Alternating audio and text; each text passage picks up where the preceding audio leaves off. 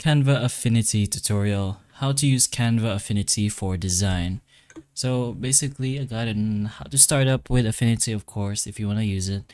So either you can download this or you can go to your browser and search for Affinity, or more specifically Affinity Canva, since there are a lot of Affinity stuff out there. So it should look something like this, the first option, which is Affinity Studio. Once you press on that, you'll be led over here.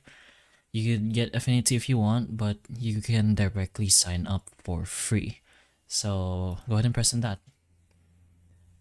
Once you do so, you'll be able to see this thing, which will lead you directly into your Canva. Just go ahead and press on continue with Google, or whichever way you sign up normally. Once you do that, you're gonna have to download Affinity over here. If you're using macOS, download for macOS, and if you're using Windows, press on the Windows option, right? So then choose the option you have, you prefer, of course, and what suits your device. So in my case, I'll just go for Intel over here, or AMD.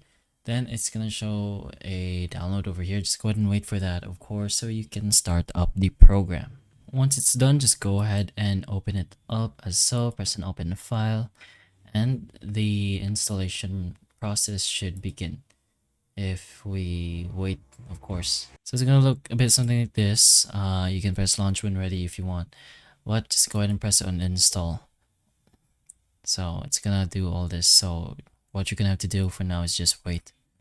Once you get the actual Affinity app up and running, you should be able to use directly most of its features, like importing a Canva style template into Affinity.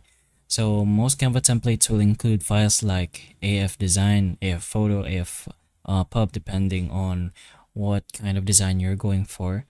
And again, most features will be unlocked, like these over here: vectors, pixels, layouts, slices, color grading, and retouching. So again, with all no cost, so it's very powerful and very convenient. So it should have a very useful tool setup for you, and a very user-friendly interface. So it should be very easy to learn, especially if you already use Canva beforehand.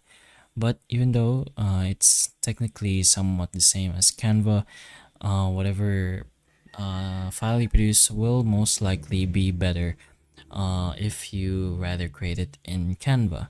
Since exporting your work pretty much depends on your purpose, it can become better than what you can export in Canva.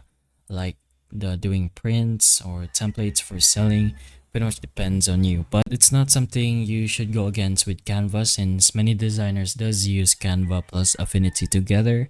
So let's say Canva for quick social posts, and then Affinity for the actual edits, printing, and template creation for whatnot. Since Affinity does give you better control with no subscription, which is the best part for many users, faster performance, and definitely more advanced effects.